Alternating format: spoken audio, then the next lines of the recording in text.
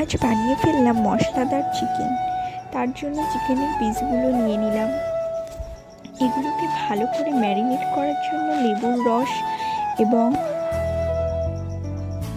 হলুদ গুঁড়ো, লবণ, জিরে গুঁড়ো, কাশ্মীরি লঙ্কার গুঁড়ো, ধনে পাতা বাটা, আদা রসুন বাটা, কাজু বাদাম বাটা, টক দই দিয়ে ভালো করে ম্যারিনেট করে নিতে হবে এবং পেঁয়াজ বাটাও দিতে হবে তার সঙ্গে, আর অল্প পরিমাণে তেল অ্যাড করে দিতে হবে, দিয়ে আধ ঘন্টার জন্য ম্যারিনেট করে রাখতে হবে।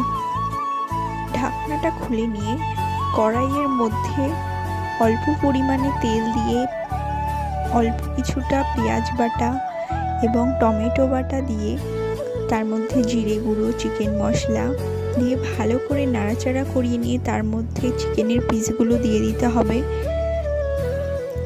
দিয়ে ভালো করে কষিয়ে নিয়ে তেল ছেড়ে আসলে তার মধ্যে কিছুটা পরিমাণ জল অ্যাড করে নিয়ে ঢাকনা দিয়ে রাখতে হবে কিছুক্ষণ। তারপর ঢাকনাটা খুলে নিয়ে সার্ভ করে দিতে হবে চিকেন। ভিডিওটি ভালো লেগে থাকলে অবশ্যই লাইক, কমেন্ট অ্যান্ড সাবস্ক্রাইব করে দেবেন।